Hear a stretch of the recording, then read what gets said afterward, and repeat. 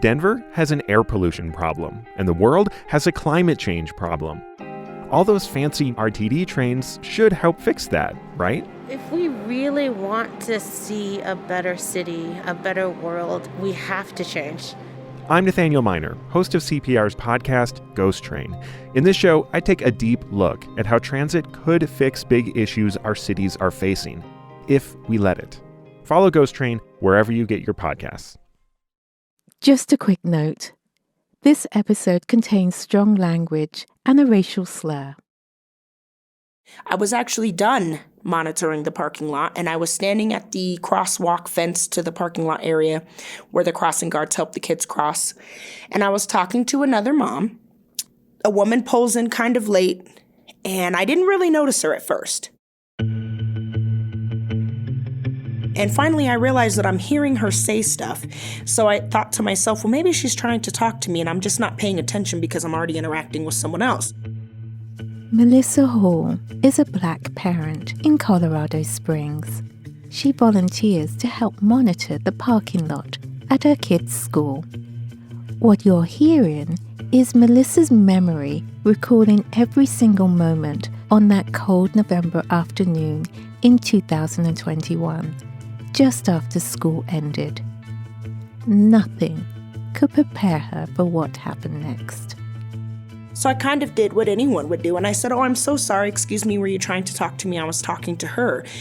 And she just said, something to the point of, "I wouldn't fucking talk to you if you were the last person on the earth, or I would never fucking talk to you even if I had to," or something to that effect. So Melissa tried to ignore the woman. She wanted to stay out of the conversation.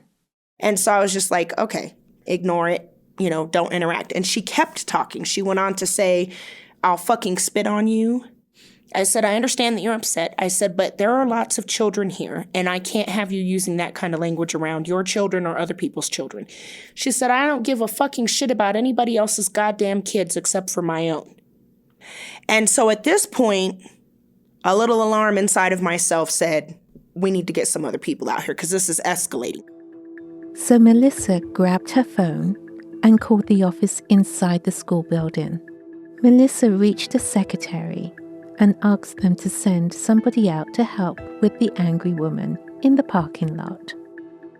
Meanwhile, the woman who had walked across the parking lot approached another woman and hit her.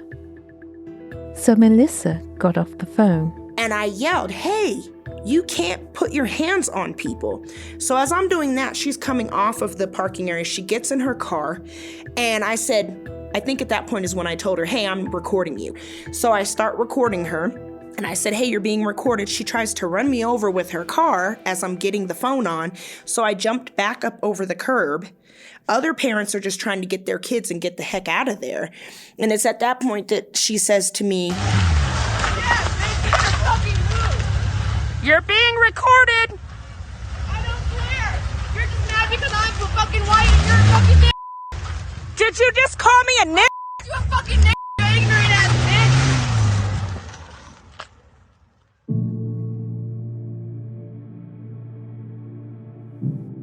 That incident in the parking lot and being called that slur felt like a jolt to Melissa Hall.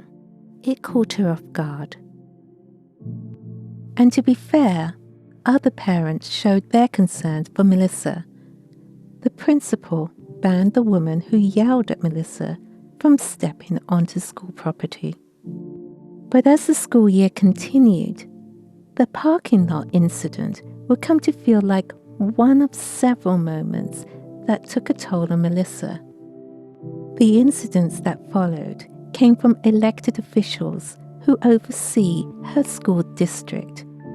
They sought to remove policies that were designed to make schools more equitable for students like Melissa's kids. This is a story about how Melissa Hall decided to push back.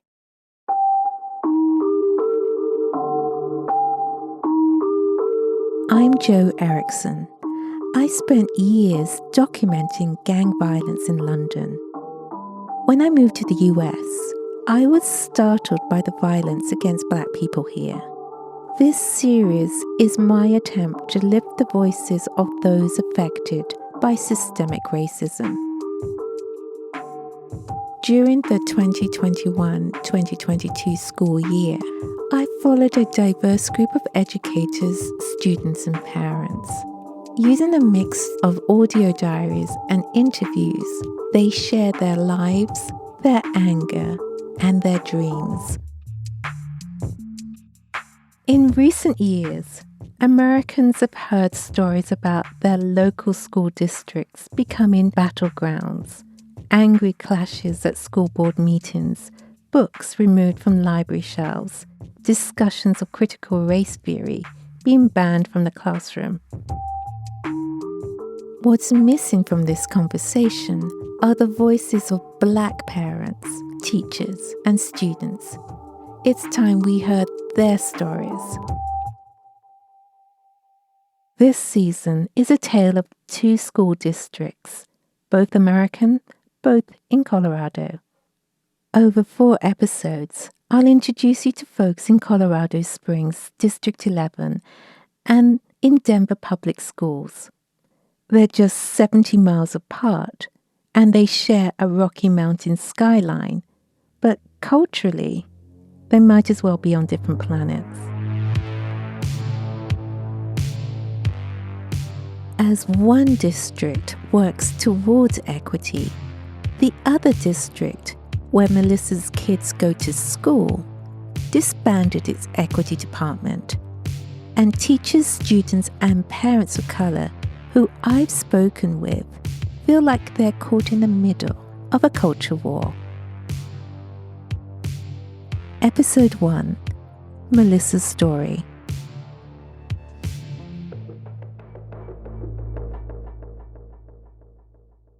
Melissa Hall is a 40-year-old African-American single mother who's lived her whole life in Colorado Springs.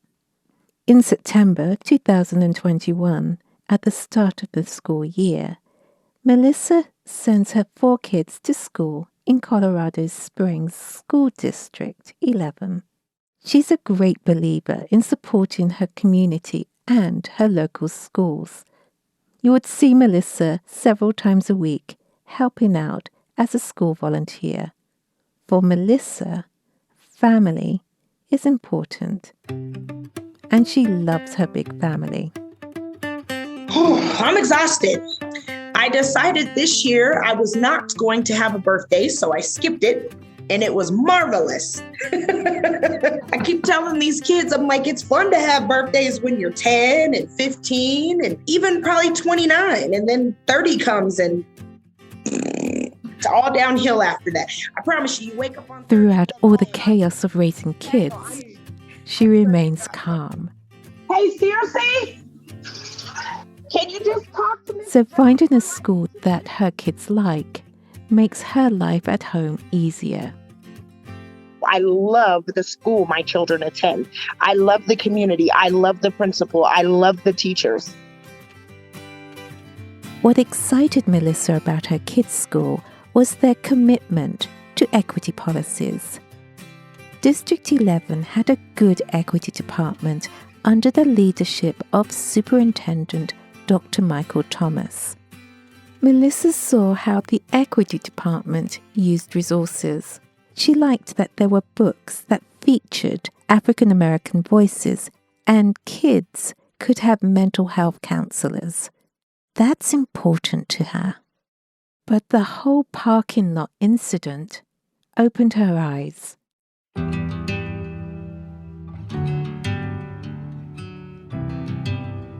I am always very aware that how I behave, how I interact, what I say, what I do is always a risk of being labeled angry Black parent. It is a thing. And I have seen several parents of color be labeled that way and not have access or be pushed away or, it's a terrible thing.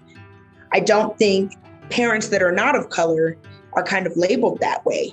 And I've seen some of the most bizarre stuff, where these parents are coming in and cussing these teachers and staff out and doing the most, and I'm like, if I did that and even thought of behaving that way, or my tone, my inflection of what I'm trying to say, a gesture, whatever, I mean, it would be swift. Like, you can't come here, you can't pick up your kids, that'd be it. Melissa kept busy with chores and volunteering at school as a way to cope with the trauma of the parking lot attack. Like most mums, she struggles with her kids' schedule. She has one daughter in high school, one daughter in middle school, and 2 kids in elementary. So sometimes it's hard to keep up with them. See if I can convince them. Other times she's fed up with her kids ignoring her. Can you guys just answer like 2 questions? One morning in January is more difficult than usual. Melissa's son complained that he wasn't feeling well. He stayed home sick. By the end of the night, I was feeling terrible. And then, of course, today I'm like, well, and I'm like, nope, I got to get things done. I'm a single parent. There's no one else to fill in. And I'm going to have a long night tonight because they have an art show at the school. And that means I have to go. And the other one's going to some mentoring program at the college. And so I'll just never be done till like 8 or 10 tonight. As a mum, you quickly learn to savor those moments of me time. On a rare night in early February, all the kids were out, so Melissa looked forward to relaxing. She had just sat down in front of the TV when a friend texted her the news. In our School Watch tonight, our continuing coverage on the departure of one of the top leaders of one of our area's largest school districts. D11 Superintendent Dr. Michael Thomas is parting ways with the district. Dr. Thomas, the superintendent responsible for many of the things that Melissa loved about the district, was leaving. And not only that, but the school board was slowly reducing its equity program. The same equity program that put the books Melissa's kids loved in the library, the one that fostered Black History Month and Juneteenth programming. District 11 said that they plan to roll aspects of the equity work into other departments.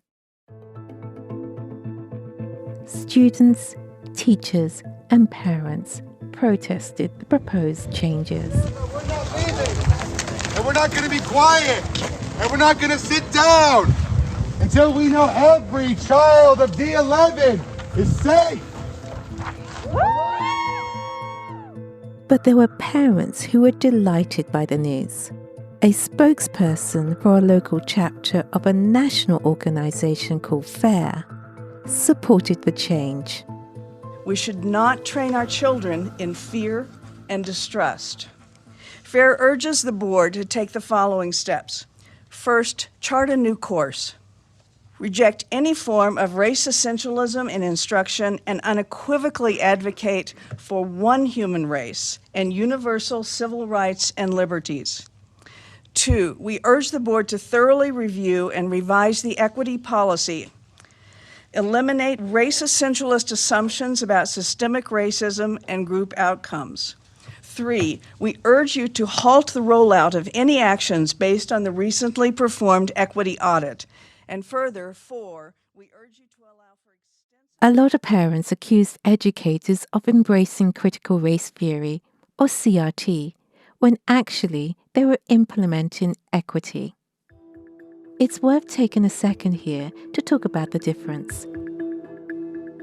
CRT is an academic concept. The core idea looks beyond individual biases and prejudice, but focuses on systems and how discriminatory legal systems and policies are suppressing people of color. And that's not what former Superintendent Dr. Michael Thomas was doing. Instead, he was promoting equity, which merely provides social and economic resources to all children. But a lot of parents, especially white parents, were conflating CRT and equity. Melissa was sick and tired of this war. So now we sit in a situation where we've now seen them. They're going to close the equity department. The stuff associated with that is certainly bizarre to me too, that we've come into this situation where it's like, oh, it's not equity, it's CRT. And it's like, whoa, hold up, wait a minute. First of all, do you even know what the tenants, can you tell us any of the 6 tenets of CRT? What is CRT? Do you know who created it? Do you know anything about it? They can't tell you a thing. But they can tell you that for some reason, it's become this new, it's so bizarre. They'll tell you that it's racist. They'll tell you that equity is really CRT. And it's like, first of all, hold on there. Equity means access for everybody. It means everybody gets the same fair chance to do their best, whether it's race, whether it's being in the special needs department, and also stop and think about gifted and talented students. So it's not, you know what I mean? But they really have spun this whole thing where it's like, you're making our white children feel as though they're bad. And it's like, no, we just want all children to have the same opportunity regardless of what it is. It could be something good that they need help with. It could be something that is a disadvantage that they need help with. But all children deserve to be respected, feel safe, and have a great opportunity to do what they can, their personal best. Melissa could see that these parents were pushing the school board in a new direction. So how does a single African-American mum convince them that they're wrong? Before she had time to react, news broke again, this time exposing 2 members of the board. Racially insensitive remarks by board members. Those claims at the center of tonight's D11 school board meeting. Board members Jason Jorgensen and Al Loma tonight answering to a standing room only crowd of parents and students. A group of people from the neighborhood came to an open board meeting. One of them, a black man wearing a hoodie, spoke.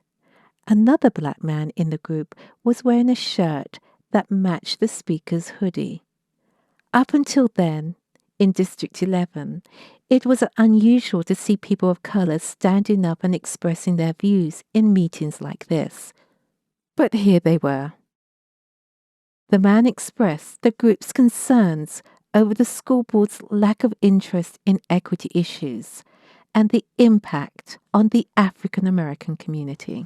So we're here to show you that no matter what you think you pulled off, you'll always have the answer to the real community. And it'd be in the best interest of everyone in power to represent us correctly from your seat. Because what you say and what you do will have consequences for you as much as it has placed consequences on us. The appearance of these guys at the school board meeting apparently frightened 3 white women who later complained that they felt threatened by these black men. This led the new director of the school board, Al Loma, to write an email obtained by Fox 21 News. Quote, I restrained my knee-jerk reaction to jump over our counter and gangster slap him, but I let it ride. I asked the school board for comment about this, and the long-standing board member, Juliana, got back to me. Julie's one of the 2 members who voted to keep the equity program. She's been at some tense board meetings, especially during the pandemic. But she says this wasn't like that. The man is not threatening us. I've never felt directly threatened in a board meeting, but people who come to us angry about masking, there were times when we're very glad security was sitting outside. So, how did Melissa feel about Al Loma's reaction to the women's letter?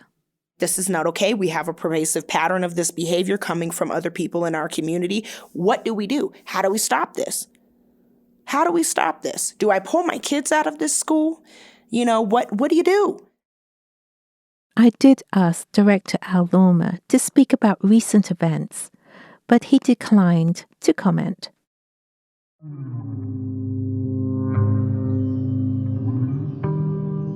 Melissa wondered what to do. School board meetings are a difficult place to navigate if you're a parent of color. She hardly goes to meetings because they don't seem very welcoming to people of color. Now that other black parents are targeted with racial comments, she had doubts. For the first time, she wondered if she should change her kids' school. And I've even had to think about it with all of the incidents and situations and things that my children have faced, even in elementary school. I'm considering, do I pull them? It's a very upsetting thing, you know? This year, Melissa noticed a change during Black History Month. The school board has a policy to encourage every school in the district to observe Black History Month. But it's not required for schools to provide Black History Month education, nor continue with that programming every year. Though District 11 strives to put together programs to honor African American contributions, sometimes school resources are stretched, especially after COVID. One school board member said academics probably took a front seat over culture. Melissa was surprised when her kids' school didn't do their normal Black History Month education. Students like 16-year-old Aisha and her 14-year-old sister Tanisha also noticed. Both are related to Melissa. They really didn't do anything for it. They didn't show any appreciation, They just kind of pushed it to the side. They in school for me, they actually just do they give me my teacher gave me a Black Lives Matter pin, a little thing for my backpack, but that was it. The last time her school observed Black History Month, Aisha's class mostly danced around the legacy of slavery. They only really talked about slavery. Yeah. And we already went over that. And then they're really touchy on slavery though, They don't really touch on the subject. They just kind of go around it. The school's lack of vision for Black History Month leaves Aisha frustrated and disappointed. She believes it shouldn't be all about slavery, but other accomplishments like those of Harriet Tubman, whose work is recognized and will be the new face on the $20 bill. Aisha wishes the school taught her white peers and other students about how African Americans arrived in the U.S. and how history can teach us about the present. I just wish that they would teach it in school for the other kids so they could know. Because there's kids in my school who will get in arguments about different slurs and stuff, and they're uneducated about it. And they think they're right because that's how they grew up.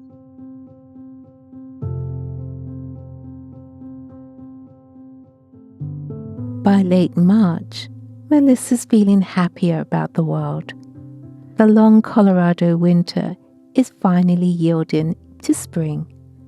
Melissa's thinking maybe there's a way that she can keep her kids in their schools. She just got back from attending an equity meeting held by a few elementary school teachers. It's mostly teachers and support staff that make up these groups. And I guess I would be the parent representative. So at the middle school, there's a lot that happens to talk about, are we doing our best to engage? How are the students being, taken care of? The group meets regularly and discusses how to restore equity to people's lives and help the whole community rather than one group. There's a lot of demographics. We have a marvelous person on the team that has created a lot of demographics about what are the groups that are represented at our school. So everything from the different languages that are spoken, the demographics on the gifted and talented students, and what students they've been able to advocate for that maybe didn't pass the initial tests, but they were able to get them tested again and get that done. As Melissa's group quietly work to improve standards for children, the District 11 School Board finally made it official. On April 6th, the board voted 4-2 not to fund the equity department in the 2022-23 preliminary school year budget. Some parents showed their support for this cut at a school board meeting. And I want to thank you for your service to our community. And I want to make sure you know you are backed by a large majority of your community in support of your recent decisions regarding the district's budget development. Melissa took the news of the equity program's demise personally. In her mind, this was a big part of what made her kids' school special. And on the heels of the vote, Melissa noticed that some people involved in the decisions were becoming even bolder by asserting their views publicly. One board member in particular was generating conversation for his social media post. On May 16th, Al Lormer posted his definition of a word in bold black and white. It read, "Woke is a state of awareness only achieved by those dumb enough to find injustice in everything except their own behavior." When Melissa saw Al Lormer's posts, she knew in her heart something needed to change. I've been thinking about it for months and months now. I still don't have the answers. Melissa wasn't alone. At a Q&A event held by Neighbours for Education, an educator asked district leadership for guidance in a noisy meeting space. I think there's a lot of fuzziness about what we're able to talk about and not at this point. And as an educator, for example, when a student is treating another student poorly with regards to LGBTQ issues, like I feel like fuzziness of like what I can do to step in at this point. The educator expressed her concerns about how to address race and LGBTQ issues in the classroom. District 11 President Parth Melpakam responded to the teacher saying, "There's a specific policy that says no bullying on our campus. Okay, there is going to be no type of bullying that is allowed or tolerated on our campus." But not everyone in the room, including Melissa, were reassured by this. For Melissa, Malpakam's comments were the proverbial straw that broke Melissa's back. She couldn't stay silent anymore. She had to find some sort of solution. Why are you here? Why are you organizing this community event? Well, basically, we're just doing this trying to get some unity in the community, trying to have a voice for the community. I mean, I feel like this neighborhood, this community has been overlooked for whatever reason. But I know one of the reasons is because there's no voice for us, so we just want to have a voice out here. At the end of the school year, in May 2022, Melissa joined a group called Neighbours for Education, who are putting pressure on schools to become more inclusive. Neighbours for Education had a table at this local community event. Can you act like you like take a picture? This event celebrated the joy and strength of the community, but organisers wanted to encourage people from the community to run as state representatives or for the school board. It is the residents that make a difference, and that is why we're here today, to let you know that you can make these changes in your community. Melissa attended the event because she thought it would encourage other parents like her to speak out. Peace in the community and people get fed and there's an opportunity for people to interact and visit the booths and play and enjoy music.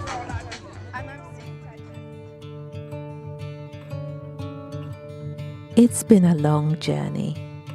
At the beginning of the school year, Melissa couldn't imagine that she would be actively engaged in putting new people on the school board.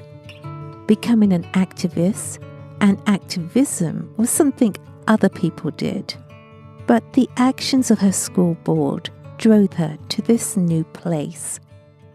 It's hard, though, to fight for equity against a school board majority that seems dead set against it. Good grief, if I could just go back in time and just enjoy the simplicity and the monotony of, breastfeeding a baby every hour and washing all those clothes again and picking up those blocks for the 150th time. Like, don't do it, don't get involved. But she did get involved. And her vision for schools is a district where children can discover how diverse communities contribute to U.S. history and the role her kids can play to shape our world. As Melissa headed into the summer break, she was concerned about the next academic year. Would anything have changed?